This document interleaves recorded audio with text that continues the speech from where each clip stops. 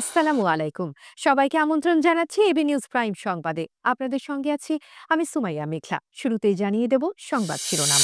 পল্লী বিদ্যুৎ কর্মীদের কঠোর আন্দোলন, ৭ দফা দাবিতে শহীদ মিনারে অবস্থান।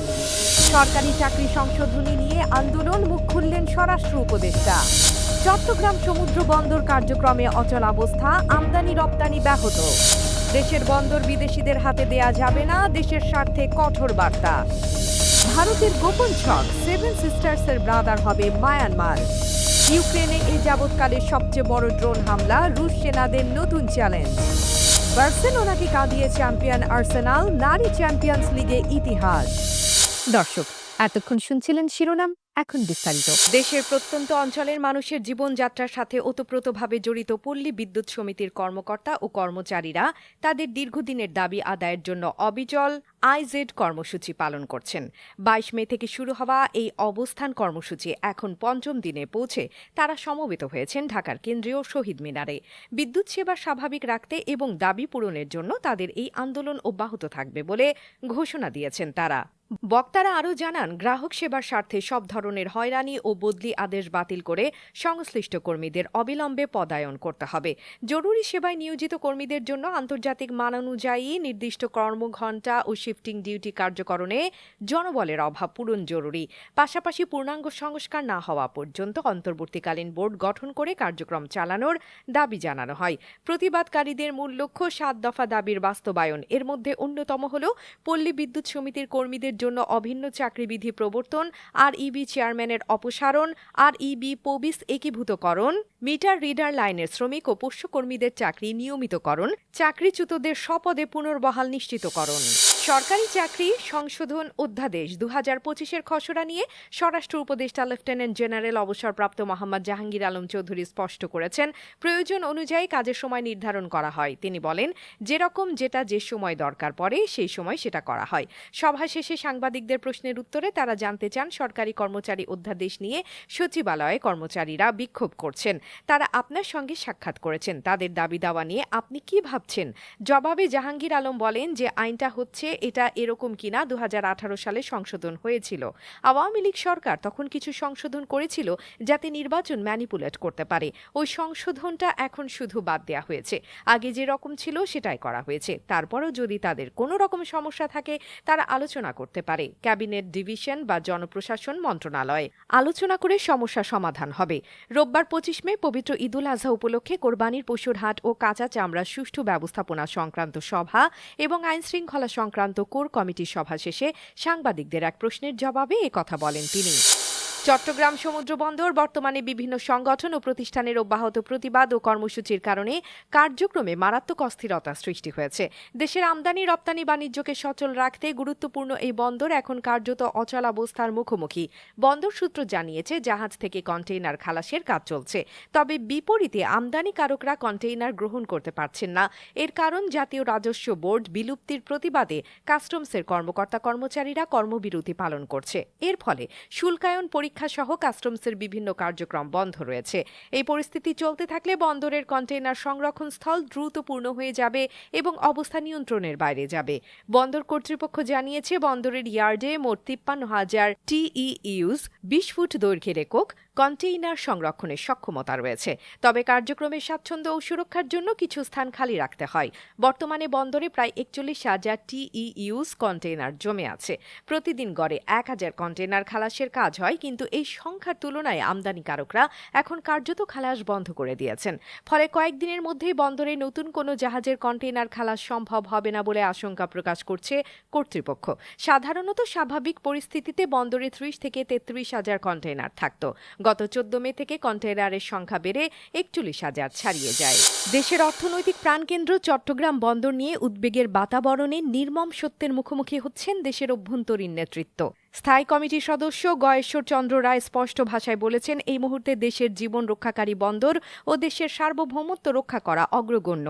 তিনি মনে করেন, যদি দেশেরই লোকজন দিয়ে বন্দর পরিচালনা সম্ভব না হয় তবে বিদেশি বিশেষজ্ঞদের আনয়নই একমাত্র সমাধান। যেমনটি গার্মেন্টস শিল্পে বিদেশি সহযোগিতা লাভের মাধ্যমে দেশের অর্থনীতির উন্নতি সাধন হয়েছিল, তেমনি চট্টগ্রাম বন্দরে নিউ মুরিং কন্টেইনার টার্মিনাল বিদেশিদের হাতে না দেওয়ার কঠোর অভিমত ব্যক্ত করেন তিনি। বন্দর রক্ষার জন্য আয়োজিত এক প্রতিবাদ সভায় গয়েশ্বর চন্দ্র বলেন, চট্টগ্রাম বন্দর একটি প্রাকৃতিক ও লাভজনক সম্পদ। এর করজোরে বিদেশিরা কল্পনাও করতে পারেন না। তিনি বলেন, আজ মানুষ বলছেন ডক্টর ইউনূসের সুবিধা নেওয়া দরকার, কিন্তু সেই সুবিধা আদৌ কি দেশের জন্য উপকারী হবে? প্রশ্নটি যেন চিহ্নিত করে দেয় দেশের ভবিষ্যৎ কি সত্যিই নিরাপদ, নাকি এর সঙ্গে জড়িয়ে আছে অন্য কোনো ষড়যন্ত্র। রোববার ২৪ মে জাতীয় প্রেস ক্লাবে এক সভায় তিনি এসব কথা বলেন। ৩১ দফা সংস্কার প্রস্তাব কোনটা পছন্দের কাটেন আর কোনটা সংযোজন করতে হয় করেন,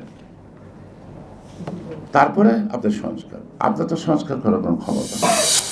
গত বছরের ৫ আগস্ট শেখ হাসিনা সরকারের পতনের পর ভারতের সঙ্গে দ্বিপাক্ষিক সম্পর্ক শীতল হয়ে পড়ে বাংলাদেশের। রাজনৈতিক মেরুকরণের পাশাপাশি বাংলাদেশে ভারতের আধিপত্য বিস্তার নিয়ে জনমনে প্রশ্ন উঠতে শুরু করে, যার প্রভাব পড়ে দ্বিপাক্ষিক সম্পর্কে। এ অবস্থায় ভারতের উত্তর পূর্বাঞ্চলের রাজ্যগুলোর সঙ্গে মূল ভূখণ্ডের যোগাযোগ ব্যবস্থা নিয়েও দেখা যায় বিবাদ। তাই এবার বাংলাদেশ এড়িয়ে সমুদ্রপথে সেভেন সিস্টার্সকে যুক্ত করতে নতুন প্রকল্প হাতে নিয়েছে ভারত। বিস্তারিত দেখুন প্রতিবেদনে। বাংলাদেশের জন্য একটি নতুন জবাব হিসেবে শিলং শিলচর করিডর প্রকল্পের পরিকল্পনা করছে দিল্লি। এই প্রকল্পকে ভারতের এক কূটনৈতিক শক্তির প্রতীক হিসেবেও দেখা হচ্ছে। জানা গেছে, মোহাম্মদ ইউনূসের মন্তব্যে এই প্রকল্পের গুরুত্ব আরও বেড়ে গেছে। তিনি বলেছিলেন, উত্তর পূর্ব ভারত ভূবেষ্টিত এই অঞ্চলের জন্য বাংলাদেশ মহাসাগরের প্রবেশদ্বার। এই বক্তব্য ভারতের জন্য নতুন পরিকল্পনাকে ত্বরান্বিত করেছে বলে মনে করছেন সংশ্লিষ্টরা। NHITCL এর মতে, শিলং শিলচর করিডর শুধুমাত্র যোগাযোগের রাস্তা নয়, এটি উত্তর পূর্ব ভারতের অর্থনৈতিক গতিশীলতা বাড়াতে গুরুত্বপূর্ণ ভূমিকা রাখবে। এই সড়কটি মিজোরাম, ত্রিপুরা, মণিপুর এবং আসামের বরাক উপত্যকার সঙ্গে সংযোগ স্থাপন করবে। সম্প্রতি ভারত বাংলাদেশ রেল প্রকল্পের ব্যয় ছিল প্রায় ৫,০০০ কোটি রুপি। এই প্রকল্পগুলো মূলত বাংলাদেশের রেল অবকাঠামো ব্যবহার করে ভারতের উত্তর পূর্বাঞ্চলকে মূল ভূখণ্ডের সঙ্গে সংযুক্ত করার লক্ষ্য নিয়ে শুরু হয়েছিল। তবে এখন ভারতের পরিকল্পনা বিকল্প পথে ভুটান ও নেপাল মাধ্যমে সংযোগ স্থাপন। এর অনুমান মূল্য ৩,৫০০ থেকে ৪,০০০ কোটি রুপি। ভারতের এক সরকারি কর্মকর্তা বলেছেন, আমরা এখন আর বাংলাদেশে নির্মাণ সামগ্রী বা অর্থ পাঠাচ্ছি না। ২০২৪ সালে ভারতের সঙ্গে বাংলাদেশের দ্বিপাক্ষিক বাণিজ্য ছিল $12.৯ বিলিয়ন। তবে চলমান রাজনৈতিক টানাপোড়েন ও কৌশলগত উদ্বেগ নতুন কূটনৈতিক বাস্তবতা তৈরি করছে। এখন প্রশ্ন উঠছে, এই নতুন পরিকল্পনা কি আসন্ন ভেতরকার বড় কোনো অঘোষিত পরিবর্তনের সূচক? অন্ধকারের এই ভবিষ্যৎ কি নিঃশব্দে বদলে যাচ্ছে ভারতের উত্তর পূর্বের মানচিত্র?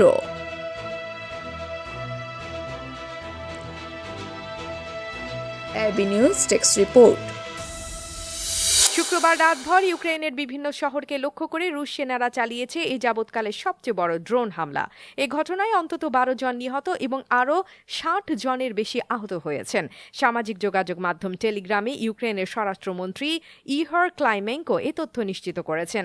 স্বরাষ্ট্রমন্ত্রী এক বার্তায় বলেছেন, এটি ছিল ইউক্রেনের বেসামরিক লোকজনকে লক্ষ্য করে পরিচালিত একটি সমন্বিত ও নিষ্ঠুর হামলা। শত্রুরা আবারও দেখিয়ে দিল যে তাদের মূল লক্ষ্য হল মানুষের জীবনহানি ও ভীতি সৃষ্টি। ভ্লাদিমির জেলেনস্কি রাশিয়ার এই ড্রোন হামলার কঠোর সমালোচনা করেন। তিনি আন্তর্জাতিক সম্প্রদায় ও যুক্তরাষ্ট্রের প্রতি আহ্বান জানিয়ে বলেছেন, রুশ বাহিনী আরও নিষ্ঠুর হামলা চালাচ্ছে। এই হামলার জন্য রাশিয়ার উপর আরও কঠোর নিষেধাজ্ঞা জারির প্রয়োজন রয়েছে। যদি এ ধরনের হামলা অব্যাহত থাকে তাহলে যুদ্ধ বন্ধ হবে না।